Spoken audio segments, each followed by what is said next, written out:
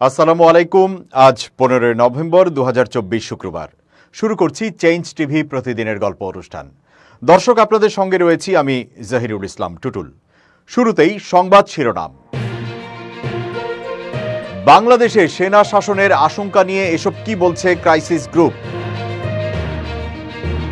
Red notice জারির পর হাসিনাকে নিয়ে যা ভাবছে ভারত। জামায়াত আমিরের বক্তব্য নিয়ে তোলপাড় সামাজিক যোগাযোগ মাধ্যম। এবার বিস্তারিত। অভ্যুত্থানের মুখে সাবেক প্রধানমন্ত্রী শেখ হাসিনার পতনের 3 মাস পর বাংলাদেশের অন্তর্বর্তী সরকারের সংস্কার এজেন্ডা আরও স্পষ্ট হয়ে উঠছে। সেই সঙ্গে স্পষ্ট হচ্ছে সুপ্ত বিপদগুলো। নোবেল বিজয়ী মোহাম্মদ ইউনূসের নেতৃত্বে এই প্রশাসন আরও 1 বছর এবং সম্ভবত আরও দীর্ঘ সময়ের জন্য ক্ষমতা ধরে রাখবে বলে মনে করা হচ্ছে। হাসিনার শাসনের 15 বছর পর বাংলাদেশের শাসন ব্যবস্থার উন্নতির জন্য এবং আরেকটি স্বৈরাচারী শাসনের উত্থান ঠেকানোর এমন একটি সুযোগ এসেছে যা একটি প্রজন্মে একবারই আসে। অন্তর্বর্তী সরকার ব্যর্থ হলে বাংলাদেশ আগের অবস্থায় ফিরে যেতে পারে অথবা সামরিক শাসনের দিকে যেতে পারে। বাংলাদেশে শেখ হাসিনা সরকারের পতনের পর ক্ষমতায় আসা অন্তর্বর্তী সরকার 100 দিন পূরণ করতে যাচ্ছে আগামীকাল। এই উপলক্ষে একটি দীর্ঘ প্রতিবেদন প্রকাশ করেছে বেলজিয়ামের ব্রাসেলস ভিত্তিক অলাভজনক সংস্থা ইন্টারন্যাশনাল ক্রাইসিস গ্রুপ। বাংলাদেশে নতুন যুগ, সংস্কারের প্রথম 100 দিন শীর্ষক প্রতিবেদনটিতে তারা বলছে, অন্তর্বর্তী সরকারের লক্ষ্য হওয়া উচিত আরও উচ্চাকাঙ্ক্ষী সংস্কারের জন্য জনসমর্থন ধরে রাখতে দ্রুত ফলাফল দৃশ্যমান করা। এ সরকারের অনেক বেশি সময় ক্ষমতায় থাকাটা এড়ানো উচিত এবং নতুন পদক্ষেপের বিষয়ে রাজনৈতিক দলগুলোর মধ্যে ঐক্যমত্য গড়ে তুলতে হবে। দেশের বাইরের পক্ষগুলোর উচিত সহায়তার হাত বাড়ানো। ভারতের উচিত বাংলাদেশের জনগণের মাঝে দেশটির ভাবমূর্তি মেরামতে কাজ করা। বাংলাদেশের অন্তর্বর্তী সরকারের সামনে অনেক বড় গুরুত্বপূর্ণ কাজ। ক্রমেই কর্তৃত্ববাদী হয়ে ওঠা শেখ হাসিনার গণ অভ্যুত্থানে পতনের 3 দিন পর 8 আগস্ট দায়িত্ব নিয়ে নোবেলজয়ী মোহাম্মদ ইউনূসের নেতৃত্বাধীন সরকার দ্রুতই রাজনৈতিক, শাসন ব্যবস্থা ও অর্থনৈতিক সংস্কারের সাহসী এজেন্ডার একটি চিত্র তুলে ধরেন। বড় ধরনের পরিবর্তনের জন্য জনগণের প্রবল আকাঙ্ক্ষার বিষয়টি তুলে ধরে অনেক বাংলাদেশী হাসিনার পতনকে দ্বিতীয় স্বাধীনতা হিসেবে অভিহিত করছেন। এখন পর্যন্ত ইউনূস ও তার সহকর্মীদের প্রতি ব্যাপক সমর্থন রয়েছে, কিন্তু জনপ্রত্যাশার ভালো খারাপ 2 ধরনের পরিণতি রয়েছে। যদি সংস্কার আনতে অন্তর্বর্তী সরকার হোঁচট খায়, সম্ভবত এর পরিণতি দাঁড়াতে পারে সামান্য অগ্রগতি সহ একটি আগাম নির্বাচন। সবচেয়ে খারাপ দৃশ্যপটে সামরিক বাহিনী ক্ষমতা গ্রহণ করতে পারে। অন্তর্বর্তী সরকারকে তার সামাজিক সমর্থনের ভিতকে শক্তিশালী রাখতে কিছু দ্রুত অর্জনের প্রতি নজর দেওয়া উচিত, যখন এই সরকার মূল সংস্কারগুলো ঘিরে ঐক্যমত্য গড়ে তুলছে এবং দেশকে বিশ্বাসযোগ্য নির্বাচনের জন্য প্রস্তুত করছে। দেশের প্রতিষ্ঠানগুলোর পুনর্গঠনও হবে অনেক বড় অর্জন। আর অন্তর্বর্তী সরকার বাংলাদেশে এই যাবৎকালের সবচেয়ে অন্তর্ভুক্তিমূলক হলেও এর অনেক সদস্যের সরকার ও প্রশাসন পরিচালনায় তেমন অভিজ্ঞতা নেই। এমনকি ইউনূসের টিম এই লক্ষ্যে পৌঁছানোর ক্ষেত্রে কতটা সফল হতে পারবে যদিও তা স্পষ্ট নয়, বিকল্পগুলো সুখকর নয় বলেই মনে হচ্ছে। একটি আগাম নির্বাচন সম্ভবত ক্ষমতা কিছুটা কাটছাট করে বিএনপিকে ক্ষমতায় আনবে। দলটির অতীত কর্মকাণ্ডের পরিপ্রেক্ষিতে অনেকেরই সংশয় আওয়ামী লীগের চেয়ে তারা তেমন ভালো কিছু করে দেখাতে পারবে কিনা। রাজনৈতিক ও অর্থনৈতিক অবস্থার উল্লেখযোগ্যভাবে অবনতি হলে সেনাবাহিনী হস্তক্ষেপ করতে পারে। এতে সামরিক শাসনামলের সূচনা হবে। মানবতা বিরোধী অপরাধের অভিযোগে ভারতে অবস্থানরত সাবেক প্রধানমন্ত্রী শেখ হাসিনাকে গ্রেপ্তারের জন্য রেড অ্যালার্ট নোটিশ চেয়ে ইন্টারপোলকে চিঠি দিয়েছে আন্তর্জাতিক অপরাধ ট্রাইব্যুনাল। এরপর থেকেই প্রশ্ন দেখা দিয়েছে, রেড নোটিশ জারি হলে ভারত কি হাসিনাকে ফেরত দেবে? ভারতীয় গণমাধ্যম আনন্দবাজার এক প্রতিবেদনে জানিয়েছে, রেড অ্যালার্ট নোটিশ দিলেই ভারত শেখ হাসিনাকে ফেরতের সিদ্ধান্ত নেবে, এমন কিছু ঘটার কোনো সম্ভাবনা নেই। দেশটির পররাষ্ট্র মন্ত্রণালয়ের সূত্রের বরাতে গণমাধ্যমটি আরও জানিয়েছে, বর্তমান পরিস্থিতিতে দাঁড়িয়ে ঢাকাকে এই কথাই মনে করিয়ে দিতে চাইছেন কূটনীতিকেরা, বাংলাদেশের অর্থনীতিকে কোণঠাসা অবস্থা থেকে ফিরিয়ে আনতে এবং ভবিষ্যতের ধাক্কা সামলাতে ভারতের সঙ্গে বাস্তবোচিত সম্পর্ক তৈরি করা উচিত। নয়াদিল্লির ওপর রাজনৈতিক চাপ বাড়ানোর নীতি নিলে বাংলাদেশের অর্থনৈতিক পরিস্থিতির সুরাহা হবে না। তথ্য অনুযায়ী 2023 সালের জুলাই থেকে 2024 সালের মার্চ পর্যন্ত বাংলাদেশ $563 কোটি ঋণ নিয়েছে। আওয়ামী লীগ জমানার এই ঋণের কিস্তি শোধ করতে হবে এই সরকারকে। আপাতত বিদ্যুৎ বকেয়ার বিষয়টি নিয়ে চাপে রয়েছে বাংলাদেশের অন্তর্বর্তী সরকার।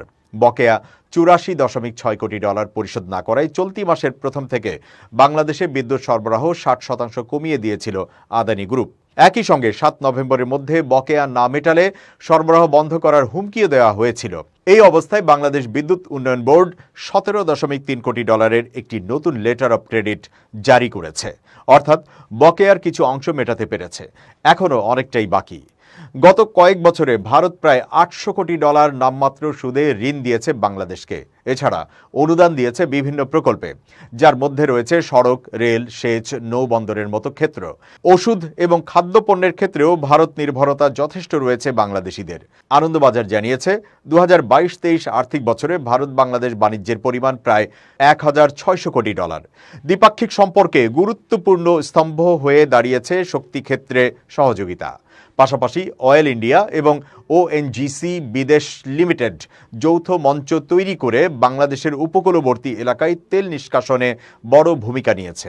এই মুহূর্তে ভারত থেকে ১১৬০ মেগাওয়াট বিদ্যুৎ আমদানি করছে বাংলাদেশ। পাইপলাইনে ভারত থেকে বাংলাদেশে হাই স্পিড ডিজেল পরিবহন উল্লেখযোগ্য সাফল্য। ভারতীয় কূটনীতিকরা বলছেন, শেখ হাসিনা নয়, এই ক্ষেত্রগুলোতে ভারতের সহায়তা নিয়ে বাংলাদেশের অর্থনীতিকে সামলানো এখন খুবই জরুরি। বাংলাদেশ আর্থিকভাবে দেউলিয়া হয়ে পড়লে তা ভারত সহ গোটা দক্ষিণ এশিয়ার পক্ষেই চ্যালেঞ্জ হয়ে দাঁড়াবে। দিল্লির মতে এই কোণঠাসা পরিস্থিতিতে ভারতকে চাপ দেওয়ার চেষ্টা না করে বরং ভারতের সহায়তা নিয়েই অর্থনীতিকে কিছুটা চাঙ্গা করার লক্ষ্য হওয়া উচিত ইউনূস সরকারের। লন্ডনের এক অনুষ্ঠানে জামায়াতে ইসলামীর আমির ডাক্তার শফিকুর রহমান বলেছেন, বারবার ফ্যাসিস্ট বলা পছন্দ করি না, কারণ এরাও তো আমাদের পরিবারের সদস্য। আমি কোনো মৌলবাদী মুসলমান নই।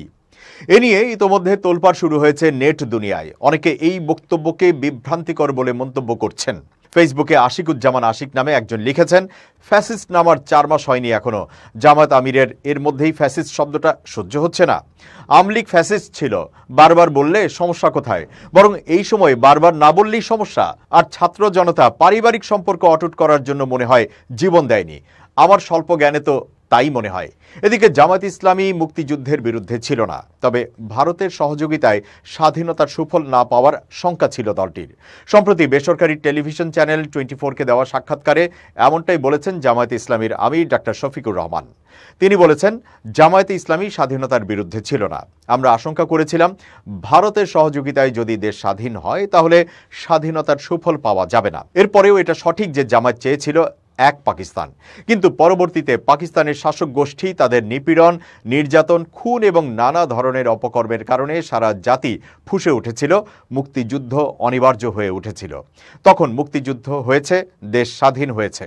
এরপর স্বাধীন বাংলাদেশকে আমরা আমাদের কলিজা দিয়ে ভালোবেসে কবুল করে নিয়েছি। রাজনৈতিক দল নিষিদ্ধের প্রসঙ্গে জামায়াত আমির বলেন, আওয়ামী লীগ যখনই ক্ষমতায় যায় তখন তাদের নিষিদ্ধের ঘোর পেয়ে বসে। নিষিদ্ধের রাজনীতি আমাদের সমর্থনের বিষয় না, এটি জনগণের আকাঙ্ক্ষার বিষয়। অতীত কর্মকাণ্ডের জন্য আওয়ামী লীগকে নিষিদ্ধ করা হবে কিনা সেটি জনগণই ঠিক করবে। গণ অভ্যুত্থানে ক্ষমতাচ্যুত আওয়ামী লীগের পাশাপাশি তাদের দোসর অভিযোগে অভিযুক্ত জাতীয় পার্টির প্রতিও ক্ষুব্ধ জনসাধারণ। এর প্রমাণ পাওয়া গেল ঢাকার অদূরে কেরানীগঞ্জে। সেখানকার কোন্ডা ইউনিয়নের বীর বাঘৈর এলাকার একটি বাড়িতে আত্মগোপনে ছিলেন জাতীয় পার্টির প্রেসিডিয়াম সদস্য এবং বরিশাল ৩ বাবুগঞ্জ মুলাদি আসনের সাবেক সংসদ সদস্য গোলাম কিবরিয়া টিপু। টের পেয়ে স্থানীয় লোকজন তাকে ধরে থানায় সোপর্দ করেছে। স্থানীয়দের সূত্রে জানা গেছে, বৃহস্পতিবার সন্ধ্যায় স্থানীয় লোকজন একটি বাড়িতে গোলাম কিবরিয়া টিপুর উপস্থিতি টের পায়। তখন ২০-২৫ জন সেখানে জড়ো হয়। লোকসংখ্যা বাড়তে থাকলে উত্তেজনা ছড়িয়ে পড়ে। এক পর্যায়ে পুলিশকে খবর দেওয়া হয়। পরে পুলিশ এলে সাবেক এমপিকে পুলিশে সোপর্দ করে জনতা। দক্ষিণ কেরানীগঞ্জ থানার অফিসার ইনচার্জ মাজহারুল ইসলাম এই তথ্য নিশ্চিত করে জানান, এলাকার লোকজনের মাধ্যমে তিনি জানতে পেরেছেন বীর বাঘৈর এলাকায় টিপুর কিছু জমি রয়েছে। সেখানে ছোট একটি ঘর আছে, সেখানেই তিনি আশ্রয় নিয়েছিলেন। ওসি জানান, তার বিরুদ্ধে হাতিরঝিল থানায় মামলা রয়েছে। ওই মামলায় গ্রেপ্তার করা হয়। গোলাম কিবরিয়া টিপুর জন্ম বরিশালের আগরপুর গ্রামে। টিপু প্রথমে আওয়ামী লীগের রাজনীতির সঙ্গে জড়িত ছিলেন। তিনি রমনা থানা যুবলীগের সহসভাপতি, পরে স্বেচ্ছাসেবক দলের ঢাকা মহানগরীর সাধারণ সম্পাদক এবং কেন্দ্রীয় কমিটির সহসভাপতিও হয়েছিলেন। ৮০-র দশকে তিনি জাতীয় পার্টিতে যুক্ত হন। গোলাম কিবরিয়া টিপু 2008 সালের নবম জাতীয় সংসদ নির্বাচনে বরিশাল 3 আসন থেকে সংসদ সদস্য নির্বাচিত হন। একই আসন থেকে 2018 সালে এবং গত 7 জানুয়ারির নির্বাচনে জাতীয় পার্টির মনোনয়নে সংসদ সদস্য নির্বাচিত হন তিনি। হাসিনা সরকারের পতনের পর থেকে সংখ্যালঘুদের উপর নির্যাতন সহ বিভিন্ন অভিযোগ আসছে। এছাড়া বিভিন্ন বিষয়ে ভারতের মন্তব্য নিয়েও একাধিকবার বিবৃতি দিয়েছে অন্তর্বর্তী সরকারের পররাষ্ট্র মন্ত্রণালয়। এবার সংখ্যালঘু ও ভারতীয় ইস্যু নিয়ে বিবিসিকে এক সাক্ষাৎকার দিয়েছেন অন্তর্বর্তী সরকারের তথ্য সম্প্রচার উপদেষ্টা নাহিদ ইসলাম। বৃহস্পতিবার বিবিসির ওয়েবসাইটে এই সাক্ষাৎকার প্রকাশ করা হয়েছে। সংখ্যালঘুদের নিরাপত্তা নিয়ে ভারতের মন্তব্যের বিষয়ে নাহিদ ইসলাম বলেন, এখানকার সংখ্যালঘুরা আমাদের নাগরিক, তাদের নিরাপত্তা আমাদের দায়িত্ব। এ বিষয়ে ভারতের কিছু বলার দরকার নেই। এর বদলে এই প্রশ্ন করা যেতে পারে যে বাংলাদেশের বর্তমান চ্যালেঞ্জ মোকাবেলায় ভারত কী ধরনের সাহায্য করতে পারে। ভারতীয় মিডিয়ায় বাংলাদেশের বিষয়ে মিথ্যাচারের কথা উল্লেখ করে তিনি বলেন, এগুলো বন্ধ করা উচিত। এছাড়া ভারতের সঙ্গে সম্পর্ক উন্নয়নে আলোচনার কথাও বলেন তিনি। সরকারের এই উপদেষ্টা অভিযোগ করেন, জুলাই আগস্টের গণহত্যা নিয়ে ভারত তাদের অবস্থান পরিষ্কার করেনি, তবে বিশ্বের অনেক দেশই বিষয়টি পরিষ্কার করেছে। এছাড়া গণহত্যার দায়ে অভিযুক্ত শেখ হাসিনাকেও তারা আশ্রয় দিয়েছে। নাহিদ বলেন, জুলাই আগস্টের গণহত্যার সঙ্গে জড়িতদের যারা ভারত পালিয়ে গেছে তাদের বিচারে দেশটির সহযোগিতা করা উচিত। এতে করে আন্দোলনে নিহতদের পরিবার ও সাধারণ মানুষ ভারতকে ইতিবাচকভাবে নিতে পারে। সংখ্যালঘুদের উপর নির্যাতনের বিষয়ে এক প্রশ্নের জবাবে তিনি বলেন, এখানে যা কিছু হয়েছে তা আমাদের নজরে আছে। মানুষের যে কষ্ট হয়েছে সে সম্পর্কে আমরা ওয়াকিবহাল। এটাও মনে রাখতে হবে, যদি সময় মতো গণ অভ্যুত্থানের পরপর ব্যবস্থা না নেওয়া হতো তাহলে পরিস্থিতি আরও খারাপ হতো। নাহিদ ইসলাম আরও বলেন, আমি তো বলবো অন্য কোনো সরকার সংখ্যালঘুদের সঙ্গে এত ঘনিষ্ঠভাবে কাজ করেনি যা আমরা গত 3 মাসে করেছি। আগের সরকারগুলো এ বিষয়ে শুধু রাজনৈতিক ফায়দা নিয়েছে, তাদের উপর থেকে সংখ্যালঘুদের আস্থা কমে গিয়েছিল। আমাদের এসব ঠিক করতে হবে। আমরা চেষ্টা করছি, তাদের কিছু বিষয় আছে যা এখনই সমাধান হওয়ার নয়, এজন্য আমাদের সময় দিতে হবে। তিনি আরও বলেন, বাংলাদেশে আওয়ামী লীগ সরকার থাক বা না থাক, এটা দিয়ে ভারতের সঙ্গে সম্পর্কে কেন প্রভাব পড়বে? এর মানে হলো ভারত এদেশের মানুষের সঙ্গে নয়, আওয়ামী লীগের সঙ্গে সম্পর্ক তৈরি করেছিল। বাংলাদেশের জনগণের সঙ্গে সম্পর্ক থাকলে এই প্রশ্ন উঠত না। যেমন আমরা দেখি না ভারতে কে ক্ষমতায়, বিজেপি না কংগ্রেস, সেরকম এখানেও এটাই হওয়া উচিত। আওয়ামী লীগ ক্ষমতায় আছে না নেই সেই প্রশ্ন থাকা উচিত নয়। এবার খুব জরুরি 1 মিনিট জানাচ্ছেন ইউনেস্কো ক্লাব পুরস্কার বিজয়ী সাংবাদিক আমিরুল মোমিনিন মানিক। খুব জরুরি 1 মিনিটে প্রত্যেককে আমন্ত্রণ। প্রিয় বন্ধুরা, আমাদের জীবনে অনেক গুরুত্বপূর্ণ বিষয় থাকে যেগুলো আমরা সংরক্ষণ করে থাকি। আমরা যদি একভাবে শুধুমাত্র সংরক্ষণ করি তাহলে সেটা নষ্ট হয়ে যাবার সঙ্গে সঙ্গে কিন্তু আমরা ক্ষতির সম্মুখীন হই। সেই জন্যে আপনার যে কোনো গুরুত্বপূর্ণ ডকুমেন্ট, গুরুত্বপূর্ণ তথ্য বা গুরুত্বপূর্ণ বিষয় যদি থেকে থাকে তাহলে সেটা 3 পদ্ধতিতে সংরক্ষণ করুন। যদি ধরুন আপনার একটা গুরুত্বপূর্ণ ভিডিও আপনি সংরক্ষণ করতে চান, তাহলে আপনি কি করবেন? সেটা আপনি আপনার পেন ড্রাইভে রাখতে পারেন, অথবা হার্ড ড্রাইভে রাখতে পারেন, অথবা আপনি মেইল করে রাখতে পারেন, অথবা আপনি অন্য কোনো মাধ্যমে সংগ্রহ করতে পারেন। তাহলে কি হবে, যে কোনো এক মাধ্যমে নষ্ট হয়ে গেলে কিন্তু আরেকটি মাধ্যম থেকে সেই গুরুত্বপূর্ণ বিষয়টি আপনি খুঁজে পাবেন। সুতরাং আসুন, যে কোনো গুরুত্বপূর্ণ বিষয় সংরক্ষণের ক্ষেত্রে আমরা একাধিক পন্থা ব্যবহার করি। সবাই ভালো থাকবেন, শুভেচ্ছা নিরন্তর। এবার দেশের বাইরের প্রসঙ্গ। তুরস্কের প্রেসিডেন্ট রিসেপ তাইয়েপ এরদোগান বলেছেন, ইহুদিবাদী ইসরায়েলের সঙ্গে আঙ্কারা সব ধরনের সম্পর্ক ছিন্ন করেছে। ফিলিস্তিনের অবরুদ্ধ গাজা উপত্যকায় এবং লেবাননে ইসরায়েল যে গণহত্যা ও বর্বর আগ্রাসন চালাচ্ছে তার প্রতিবাদে তুরস্ক এই পদক্ষেপ নিয়েছে বলে দাবি করেন প্রেসিডেন্ট এরদোগান। সৌদি আরব ও আজারবাইজান সফর শেষে দেশে ফেরার পথে বিমানে সাংবাদিকদের সঙ্গে আলাপকালে তুর্কি নেতা একথা বলেন। তিনি বলেন, তার নেতৃত্বাধীন তুর্কি প্রশাসন ইসরায়েলের সঙ্গে সম্পর্ক রাখবে না। তুরস্কের ক্ষমতাসীন জোট এই সিদ্ধান্তের ব্যাপারে দৃঢ় প্রতিজ্ঞ এবং এই অবস্থান ভবিষ্যতেও ধরে রাখবে। এরদোগানের উদ্ধৃতি দিয়ে তুর্কি বার্তা সংস্থা আনাদোলু জানিয়েছে, ফিলিস্তিনিদের ব্যাপারে ইসরায়েলি কর্মকাণ্ডের শক্ত জবাব দিয়েছে তুরস্ক।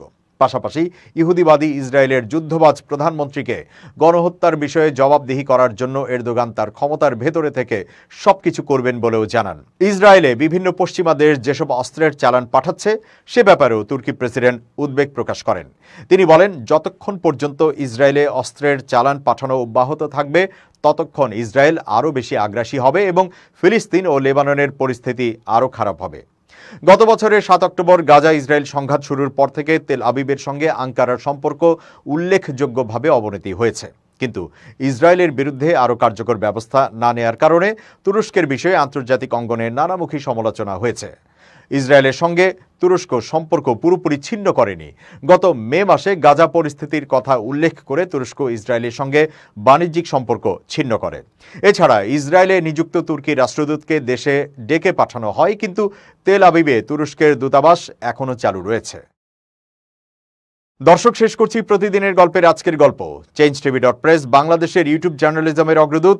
ভিজিট করুন এর ওয়েবসাইট www.changetv.press, youtube.com/changetvpress এবং সাবস্ক্রাইব করুন চ্যানেলটি। নিয়মিত লাইক, কমেন্ট ও শেয়ার করে আপডেট রাখুন নিজেকে। ভালো থাকুন, নিরাপদে থাকুন। শুভেচ্ছা নিরন্তর।